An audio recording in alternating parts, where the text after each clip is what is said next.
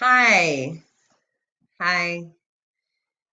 I look a wreck. I just got back from running. Now that my gym's closed, I have to resort to actually running outdoors. So you might see me running in your neighborhood. It started raining. It was horrible. Anyway, okay, we're going to start on page 39. We're just going to read a little bit today. That's it. And then you're going to read on your own a book of your choice. We're going to keep it easy today with reading because I think you're going to have a lot to do with writing today, with finishing up your essays. Okay, so I'm on page 39. This is where Lee starts his private diary because Mr. Henshaw said, well, you can keep writing, but why don't you write to a diary instead of me all the time? So I'm on page 39. Friday, December 22nd. Dear Mr. Pretend Henshaw, this is a diary. I will keep it, not mail it. If I eat my lunch on the way to school, I get hungry in the afternoon. Today, I didn't. Today, I did it. So the 2 stuffed mushrooms Mom packed in my lunch were gone at lunch period. My sandwich was still there, so I didn't starve to death. But I sure miss those mushrooms. Is someone stealing his lunch? This has happened before. I can't complain to the teacher because it isn't a good idea for the new boy in school to be a snitch. All morning, I try to keep track of who leaves his seat to go behind the partition where we keep our lunches, and I watch to see who leaves the room last at recess.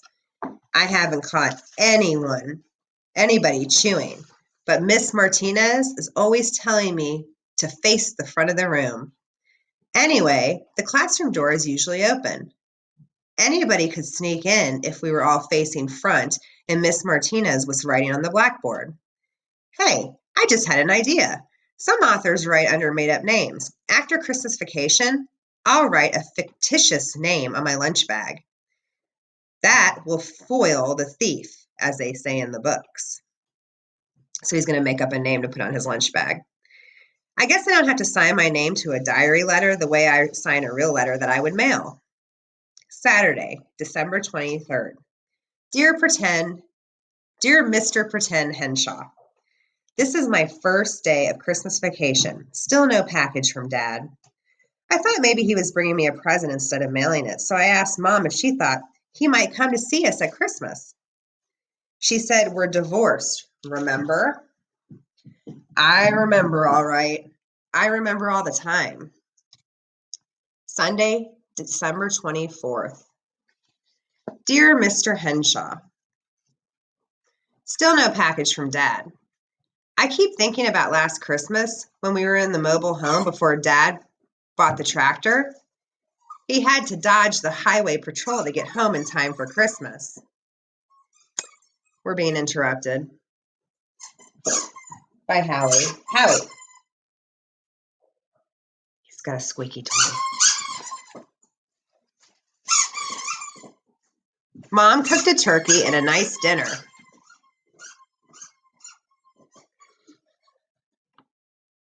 Howie. Stop. Hold on, guys. Hold on. Okay, this is what he has. Here, go get it. Go get it. Sorry. He had to dodge the highway patrol to get home in time for Christmas. Mom cooked a turkey and a nice dinner.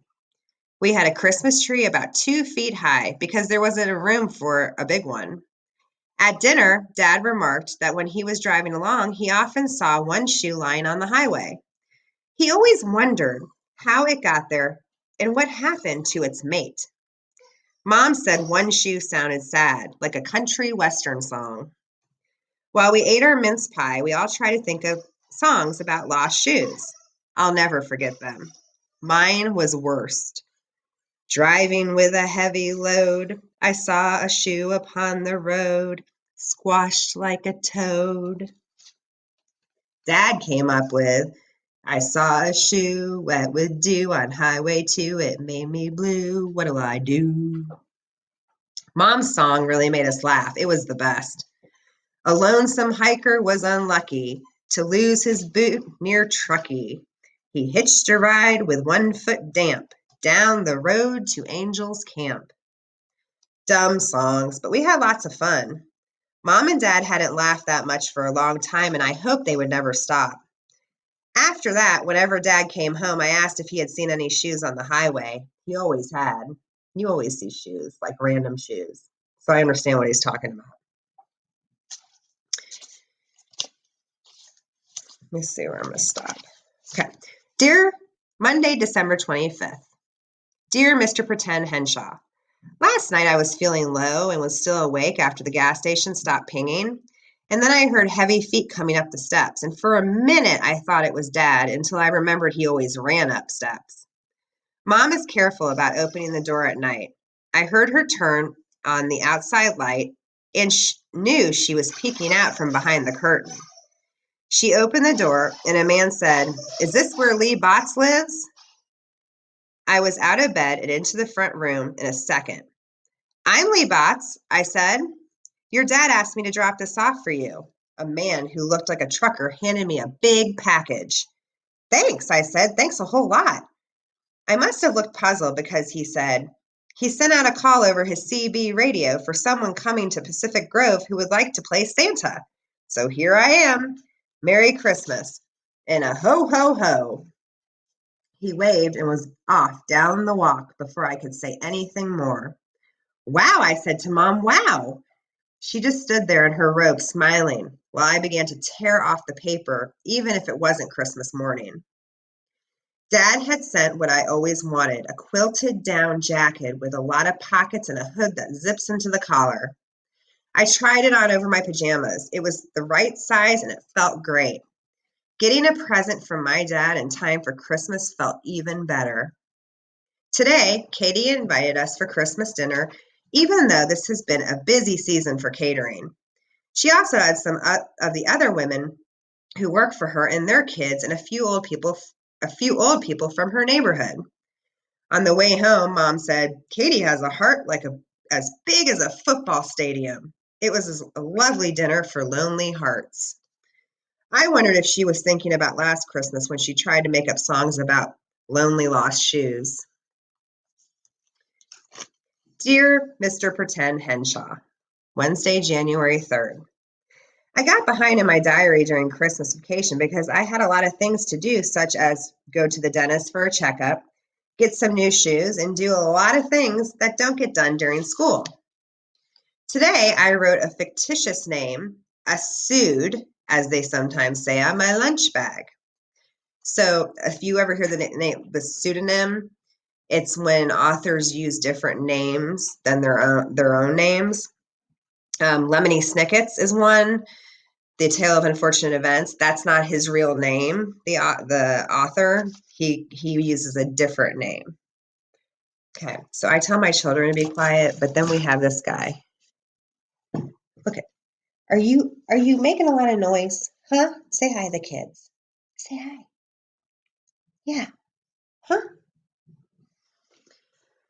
Oh, goodness. Now I lost my page. Okay.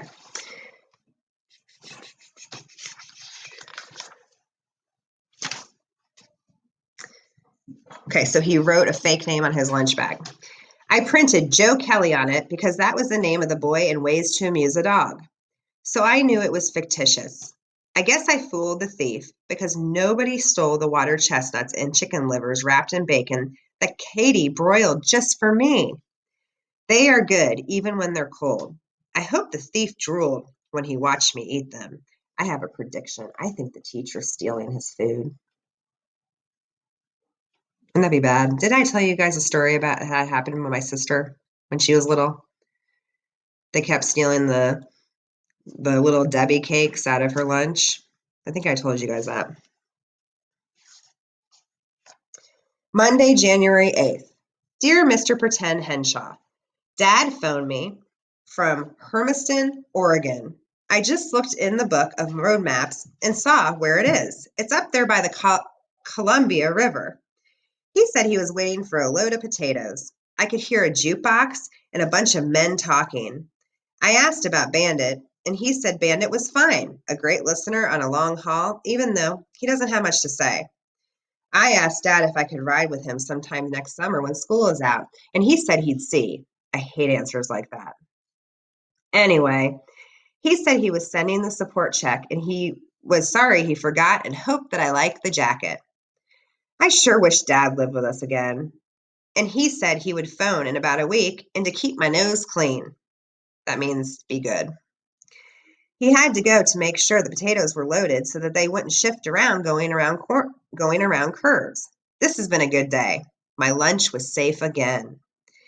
Mr. Fridley is so funny. Lots of kids are having their teeth straightened.